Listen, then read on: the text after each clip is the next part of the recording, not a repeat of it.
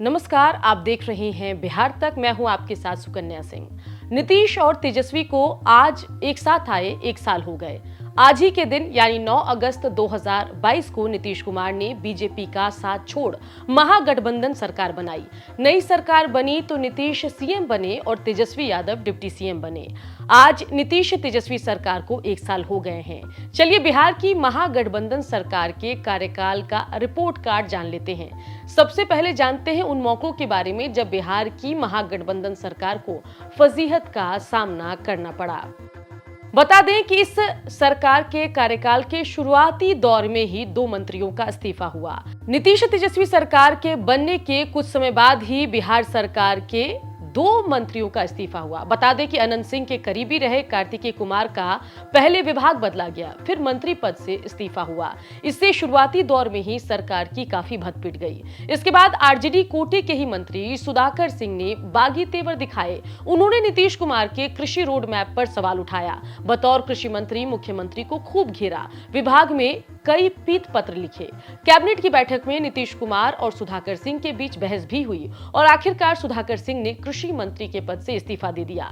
इस्तीफा देने के बाद से अब तक वे नीतीश कुमार को घेरते आ रहे हैं। इसके बाद आरजेडी कोटे के ही शिक्षा मंत्री प्रोफेसर चंद्रशेखर ने रामचरितमानस पर विवाद खड़ा कर दिया।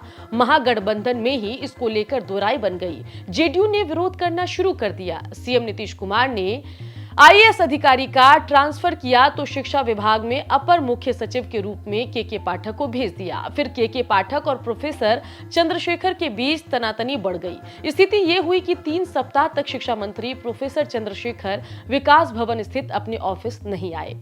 क्राइम बढ़ने के आरोप पर विपक्ष इन कई मौकों पर मुखर रहा। बता दें कि क्राइम के मामले में बिहार चर्चा में रहा।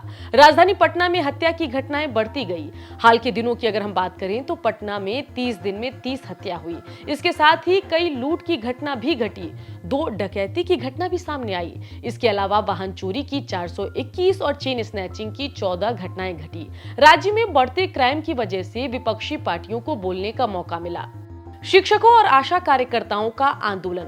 शिक्षक नियुक्ति की मांग को लेकर एसटीईटी अभ्यर्थियों और राज्यकर्मी का दर्जा देने की मांग को लेकर नियोजित शिक्षकों ने खूब इस दौरान धरना प्रदर्शन किया। महागठबंधन में शामिल माले विधायक नियोजित शिक्षकों के साथ खड़े दिखे। इसके साथ ही बीजेपी का भी आंदोलन हुआ, जिस पर लाठीचार्ज किया गया। अब शिक्षकों के इस मुद्दे पर सरकार ने महागठबंधन नेताओं की बैठक बुलाई है और समाधान का आश्वासन भी दिया है। इन सबके बीच आशा कार्यकर्ताओं का धरना भी चलता रहा। बता दें कि उन्होंने प्रदर्शन भी किया। इनके धरना प्रदर्शन से प्राइमरी लेवल की स्वास्थ्य व्यवस्था लचर हो गई। विभाग में रद्द करने पड़े कई ट्रांसफर। बता दें कि राजस्व और भूमि सुधार विभाग में 497 अफसरों का ट्रांसफर रद्द किया गया। जून माह में यह ट्रांसफर किया गया था। इस पर काफी विवाद उठा, जिसके बाद सरकार ने पूरे मामले पर फैसला लिया और ट्रांसफर को रद्द किया। इससे पहले स्वास्थ्य विभाग में 500 कर्मियों का ट्रांसफर भी रद्द किया गया। इससे सरकार की कार्यशैली पर भी सवाल उठा। तो देखा आपने कि 1 साल के कार्यकाल के दौरान नीतीश तेजस्वी की जो सरकार है वो किन मुद्दों पर विवादों में घिरती रही, विपक्ष के निशाने पर रही। तो ये तो बात हुई नीतीश तेजस्वी सरकार के कार्यकाल के दौरान उठे बवाल की। बिहार की बाकी खबरों के लिए आप देखते रहिए बिहार तक।